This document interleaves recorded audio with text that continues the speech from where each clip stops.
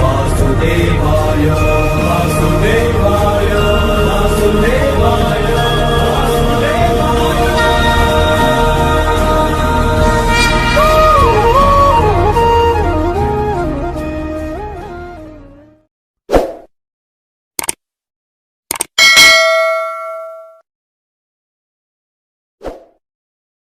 జయ శ్రీమన్నారాయణ.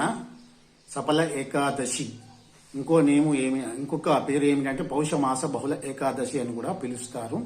అయితే ఈ ఏకాదశి ఎలా వచ్చిందని చెప్పని ధర్మరాజు కృష్ణ భగవానుని అడుగుతాడు.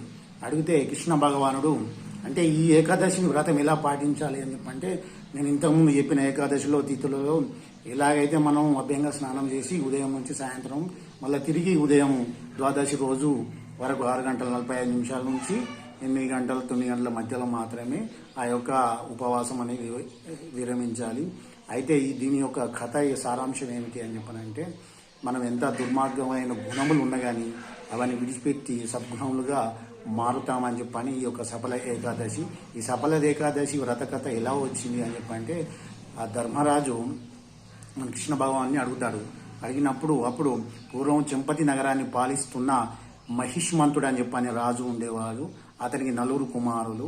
ఆ 4 కుమారుల్లో లుంపకుడు అనే కుమారుడు ఒకడు ఉండేవాడు. అతడు చాలా స్త్రీలోలుడై చాలా అనర్థాలు తర్వాత దుర్మార్గమైన పనులు ఆ యొక్క రాజ్యంలో చేస్తున్నవాడు. ఎందుకని చెప్పంటే వారికి అధికారం వాళ్ళదే, రాజ్యము వాళ్ళదే గాని అని అక్కడ ఉన్న స్త్రీలను కానీ తర్వాత ఇతర ఉన్న ప్రజలను కానీ చాలా హింసించేవాడు. తర్వాత క్రూరంగా అతనికి క్రూరమైన బుద్ధుల చేత చాలా అనార్థమైన పనులు చేస్తుండేవాడు. అలా చేసినప్పుడు రాజుగారు అతన్ని రాజమందిరానికి పిలిపించి, నువ్వు ఇలాంటి చేయడం తగదు, మనం ఎందుకంటే ఆదర్శమైన రాజకుటుంబీకులము, మనం రాజు అంటే ఆదర్శంగా ఉండాలి కదా అని చెప్పని అతన్ని మందలిచ్చినా కానీ ఆయన ససేమిరాని వినకుండా ఆయన చేసే పనులు ఏమున్నాయో అవే చేస్తూ ఉండేవాడు. ఇలా చేసిన కొద్ది కాలానికి అతన్ని రాజ బహిష్కరణ చేస్తాడు. అంటే రాజ్యం నుండి వెలగొడతాడు.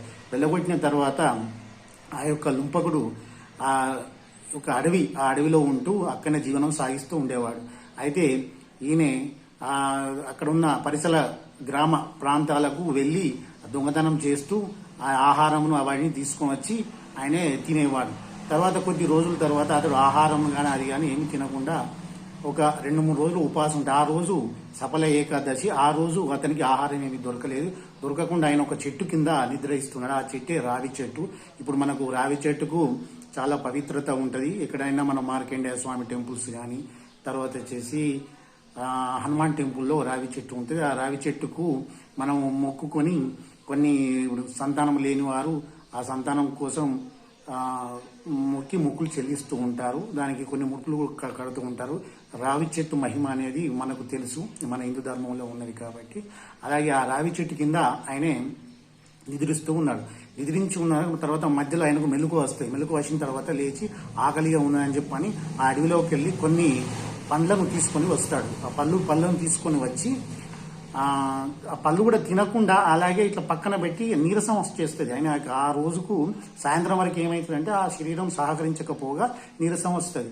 నీరసం వచ్చిన తర్వాత ఆ యొక్క పండ్లను కూడా తినకుండా ఆ రావి చెట్టు కాడ పెట్టి, రావి చెట్టు నేను తింటలేను కదా మీరే తినండి అని చెప్పని ఆ రావి చెట్టు సమర్పణ చేసి అదే కాడ నిద్రపోతాడు. నిద్రపోయంటే పూర్తిగా నిద్ర కూడా పోడు. ఎందుకంటే జాగరణ చేయాలి కదా ఆ రోజు. అయితే అక్కడ ఉన్న ఎక్కువ దోమలు ఉంటాయి కదా, అడవిలో దోమలు ఎక్కువ ఉంటాయి. అయితే ఆ దోమలు కుట్టడం వల్ల నిద్ర లేకుండా ఉండి కూర్చొనే ఉంటాడు. అంటే తెల్లారుతాయి. తెల్లవారిన తర్వాత ఏమైతే ద్వాదశి వస్తాయి, ఏకాదశి పోయి ద్వాదశి వస్తాయి. ద్వాదశి వచ్చిన తర్వాత అప్పుడు లేచి ఆయన 6:30-7 గంటల ప్రాంతంలో ఆ యొక్క సమయంలో లేచి తర్వాత ఆయన కాలకృత్యాలు తెచ్చుకొని మళ్ళీ పండ్లు తెచ్చుకొని ఆహారంగా భుజిస్తాడు. భుజించిన తర్వాత అప్పుడు ఆకాశవాణి ఆయనకు పలికి, రాజకుమార నువ్వు ఇప్పుడు ఈ రోజు నిన్న వేసిన ఏకాదశి, ఈ రోజు ద్వాదశి, ఈ రోజున ఏకాదశి ఫలం నీకు ఫలించింది. మీరు మీ యొక్క పాపంలన్నీ నశించిపోయాయి.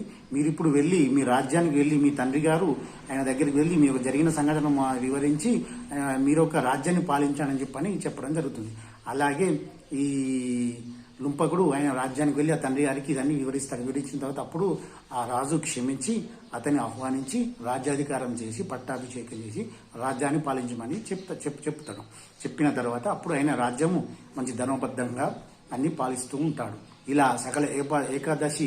సకల ఏకాదశి చేయడం వల్ల అతనికి దుర్గుణములు సద్గుణములు వచ్చినాయి. కాబట్టి మన పాపం కూడా హరించిపోవాలని చెప్పంటే నారాయణునికి మనకు ఆ రోజు మంచి భక్తి శ్రద్ధలతో ఉండి ఈ యొక్క వ్రతం పాటించినట్టయితే అందరికీ సకల శుభాలు జరుగుతాయని కోరుకుంటున్నాను. మీరు కూడా ఆచరించండి. నా యొక్క వీడియోలు ఇంకా వైరల్ చేయండి. తర్వాత మీ యొక్క కుటుంబీకులు వాళ్ళ ఉంటే షేర్ చేయండి. అందరికీ జై శ్రీమన్నారాయణ. మా ఛానల్ ఇప్పటి వరకు సబ్స్క్రైబ్ చేయకపోతే చేయండి, లైక్ చేయండి. మీ యొక్క అమూల్యమైన